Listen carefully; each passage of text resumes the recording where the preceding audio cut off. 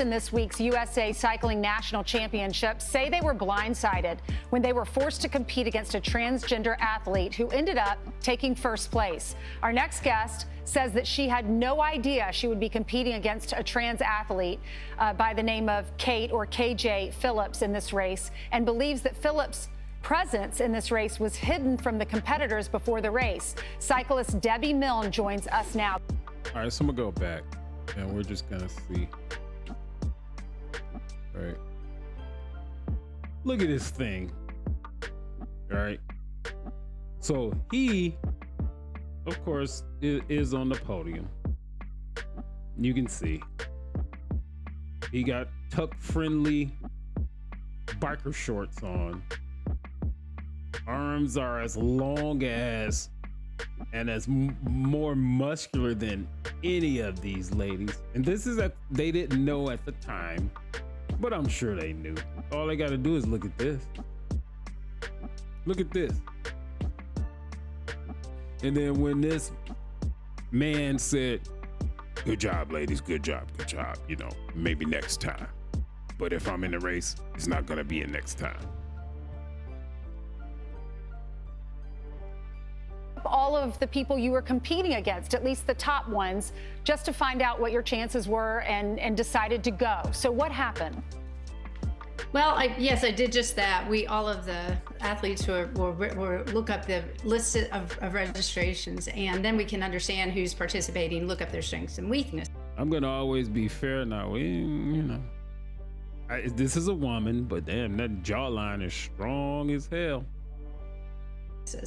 And Catherine Phillips, KJ, name was not on that list, and I checked it up all the way to the point of closure when we couldn't register online anymore, and they said there would be no more registrations allowed after that. So it was hidden from us. The other athletes, like Julie, my friend who placed second, agreed that they did not see Catherine Phillips' name. So basically we came to compete, we found out after the race, that's when we found out that there had been another competitor we thought just added. But Julie spoke with one of the officials who confirmed that Catherine Phillips had been registered since, I want to say, June 16th. And they just didn't put Catherine's name on the roster? Yes, my friend Julie actually had a visual on the computer screen that indicated and confirmed those dates. Yes. So what was their reason for that? If they closed the date from signing up, all of the names should be listed. Why wasn't KJ's listed? I can't answer to that. I think if the argument that all things are fair or equal, I don't understand, because if I don't agree that it's fair, to raise a biological male, which now the UCI, or international or world governing body of cycling, governing body for the sport of cycling, had confirmed that it is not fair, but USA Cycling monitors or governs our female, everything that is an elite, 17 to 18 or U23, they govern all the other female national championships, and they have not come in line with this new evidence and this new decision by our world governing body. But I've learned since then, there is a policy, and I don't know if the policy includes hiding the names, but that has not been made. There's not been transparency there. I could have not been wrong. Debbie, I know that your friend Julie Peterson, she came in second, and you did talk to her after the race. She chose to boycott the podium. Tell us about that conversation with her. Well, it was difficult. She's a class athlete. We respect our sport. I love my sport. I love USA Cycling. I've been racing for 25 years. She's about the same for her. And we respect podiums. It's really tough to do something that significant.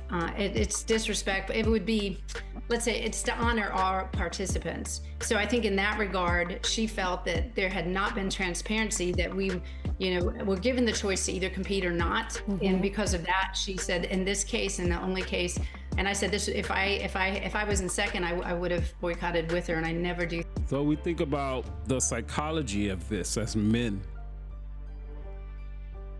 In no way, shape, form, or fashion would I even think to compete athletically against women, right?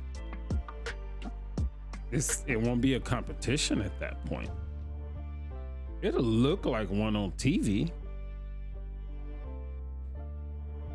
But when the men competing against women is setting records that'll never be broken by women, what's going in your head besides dysphoria, delusion? You used to call it back in the day crazy. Some people are just crazy. It is a small percentage of the population. But in these particular cases, these are the ones that get the most attention. And I think it's slowly going the other way. Actually, quite rapidly going the other way, but we still have cases like this. But this whole big grown old ass man going out here against these much smaller, less muscular, don't have the hand strength, don't have the lung capacity, not as strong, but you go and beat them in an athletic competition, and you raising your long ass 7-foot wingspan up, and you're grateful for beating a bunch of women in an athletic competition, and you're proud, you're happy about that. What should have happened was you should have just right after the competition, a bunch of that. I blame men for a lot of this shit, because if men were allowed to be men, which men for the most part, you're not allowed, we're not allowed to be men.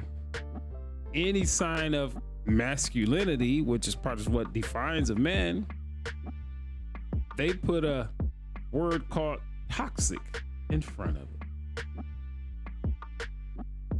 And I guess some of these delusional, diluted, crazy men, well, they assimilate to society and say, well, if I can't be a full-grown masculine man, I'll be more accepted if I go the other way, which is, I don't get that. Because you can't be everything to everybody, and why would you want to be? But to me, it's just the lowest brain cell. You gonna go out here and you gonna beat a bunch of women, and you gonna sit up there and celebrate like you just invented the internet or something like that? I don't get that way of thinking. That just lets you know what's going on today. Satan is alive and well. He is alive and well. And the fact that USA, I don't know what the organization is called, biking, whatever the hell it's called, doesn't matter. They hid it. And if they didn't hide it, they would KJ or Catherine, which his name was probably Kevin James, whatever the last name is. They hid it. Why?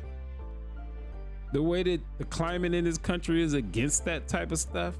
Why would you even allow that to go on? You go look at the head of this and you look at their background, and it wouldn't surprise me if they had some type of family member or something that has some type of organization, that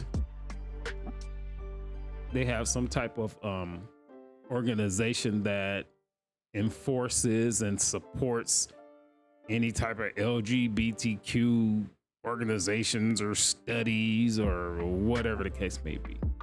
If you like the video, dislike the video, comment on the video, share the video. Also go over to YouTube.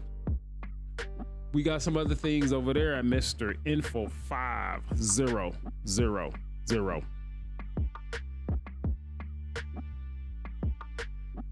Peace.